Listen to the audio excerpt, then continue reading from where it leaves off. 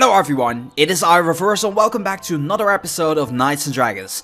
In today's episode of Knights and Dragons, I have 3 things to talk to you guys about. But before we get into that, I wanted to get a few questions out of the way before we continue with this episode, because, well, after I've been sick, I've been getting a lot of questions. Question number 1, are you quitting Knights and Dragons? No, I'm not quitting Knights and Dragons, otherwise I wouldn't be making videos for you guys anymore. Question number 2, are you playing on Android or iOS? I am playing on Android. Question number 3, in what guild are you? I'm in Incognito. It is the guild Incognito. If you want to be knowing more about my guild, there is a link in the video description which will tell you everything about my guild. It is the guild recruitment video, but it will basically specify everything, okay?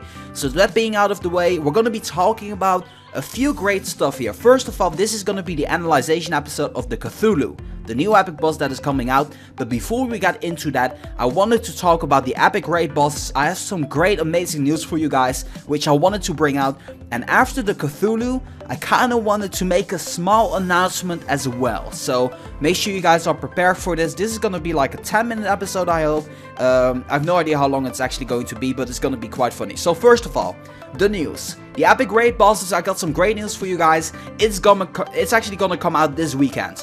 That might be the reason why there's not a guild announcement yet. That might be the reason why, but I'm just here to tell you guys there is going to be the epic raid bosses. You guys see it in the screen right now. It's actually been announced on Facebook, which is really great. You guys see a picture on it, and I'm pretty stoked about this. And I basically told you guys before when we spoke about this that it's gonna be coming early July, otherwise they would not be bringing this out to you guys. So that's very nice. So that being out of the way, that being said, make sure you guys look forward to that. It might be changing, I have no idea. Don't take my word for it, but it's just the fact of the matter is I've been seeing it on Facebook by the official Knights and Dragons website.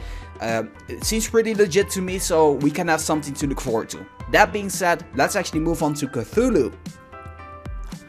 Unspeakable horror has risen. It's Cthulhu. Now, I can actually imagine that whenever you're seeing the name of this monster, you're probably like, how the hell do you pronounce that? Well, there are different types of variations, and you might be laughing when I'm saying all of them, but I'm gonna give it an attempt. There are more than 10 names, so bear with me. So, it's also been spelled as Tulu, Clulu, Cluclu, Cthulhu, of course, Cthulhu, like double L's, Cthulhu, Kichulu, Cathulu, Cthulhu, Cthulhu, Cthulhu, Cthulhu, Cthulhu, Cthulhu, Cthulhu, Kutu, almost Kulu, like the other Knights and Dragons uploader, Cthulhu, Kutlu, Cthulhu, and there's like so many more variations on Cthulhu. It's actually really funny. You should actually take a look at the Wikipedia because it's all there. Anyway, Cthulhu is a great name for a great boss. The only reason why this is really great because,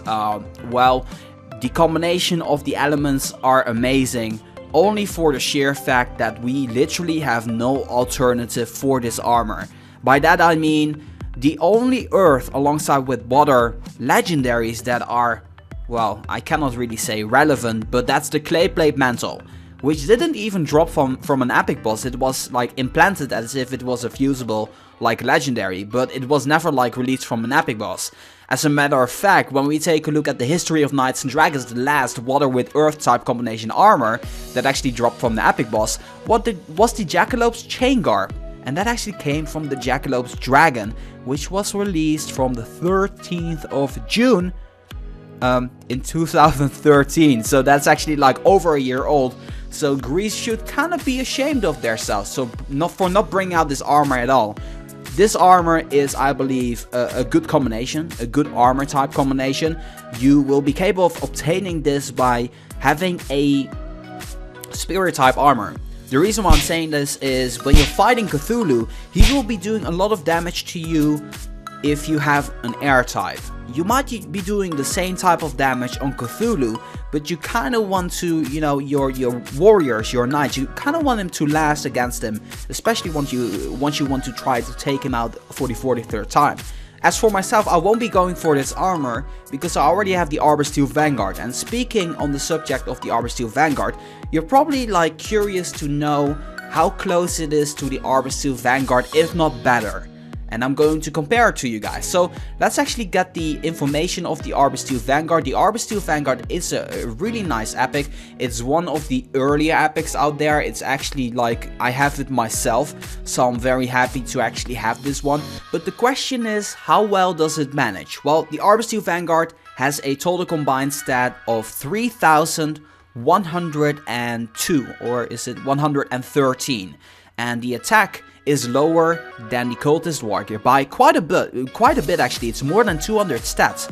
However though, the defense of the Arbor Steel Vanguard is a whole lot higher than the Cultist Wargear, also more than 200. So in a sense you can see the Arbor Steel Vanguard and the Cultist Wargear as brothers of each other. Like, the Cultist Wargear is obviously going to be the more offensive type, where the Arbor Steel Vanguard is going to be the more defensive type. So in a sense they are equally as good. Now, the good side about the Cultist Wargear is that you don't need to level this one up to level 99. So that means that the Cultist Wargear is better. If it were to be going up to level 99, it obviously would be defeating the Arbor Steel Vanguard. But that's not the case. The Arbor Steel Vanguard in total combined stats is just still a little bit better, I believe. Just a little bit. It's not a whole lot. It's just a little bit.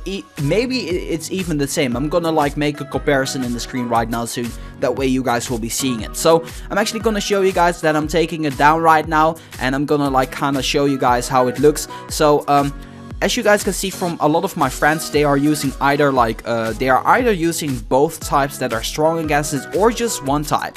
And I would really suggest you guys use one type as well. So for example, the Stalwart Vanguard would be great, or Druidic Plate Mill as well, because it kind of like carries it over as well. So you can kind of, I don't know for sure, but in the earlier stages it doesn't really matter. So I'm using my Pestilence, of course, but later my Pestilence will be hurting a lot in the journey of taking down Cthulhu. So yeah, that kind of like sucks, and we will be taking down Cthulhu, no problems here whatsoever. I also started on crafting the Cthulhu, the Cultist Wargear, but all I have to say is this is a really great armor. In overall, I would really suggest you guys go for this if you haven't a similar type of armor like the Arbor Steel Vanguard, because, well, it's really great. I suppose I can kind of imagine that a few of you guys out there do actually like the way this one looks, but in general it's just not really meant for me. So I won't be using this one. I won't be leveling this one up to level 35. Starting next week, I'm going to show you guys every single transformation of the epic boss armors as well. And it kind of comes back to the point where you guys were asking me, did I quit Knights and Dragons? No, I didn't quit Knights and Dragons. I've just been on a little break. I've been a little bit sick. I'm feeling much better right now. Thank you guys so much for your support messages, and it really does mean a lot. So this kind of like ends the segment of the Cthulhu. I really wish you guys the best of luck. Feel free to discuss everything said about Cthulhu in the comment section down below. And we're gonna talk about the last subject of this video, which I kinda am very excited for, and that is another Fusion Frenzy. We're gonna be doing another Fusion Frenzy, but this time around I will be doing it a little bit different. But you guys will be seeing that more about that in, I suppose, the moment where my other armors are done with crafting. Like, for example, I'm crafting the Cultist Wargear, another Kaiju Carapace, and the Unicorn Salvation, alongside with another Lilith's Mantle. So make sure you guys look forward to that. And an episode about that will be coming out. How about, right now it's Wednesday, how about this weekend? I'll be making a video about this weekend, the way the Fusion Frenzy is actually going to work, because it's going to be entirely different than what you guys imagine it to be. It's going to be some sort of a mini-series. That is the only spoiler I suppose I want to be giving away as of yet. So that being said, this is gonna be the end of this video. We've been talking about the epic raid bosses, we've been talking about Cthulhu, and we've been talking about the Fusion Frenzy. Been talking about everything I want to be talking about, so I want to thank you guys so much for watching. And as always, make sure that if you guys like this video to boom, give it a thumbs up. This was iReversal for Knights and Dragons. I will be signing off, and I'll see you guys in the next one.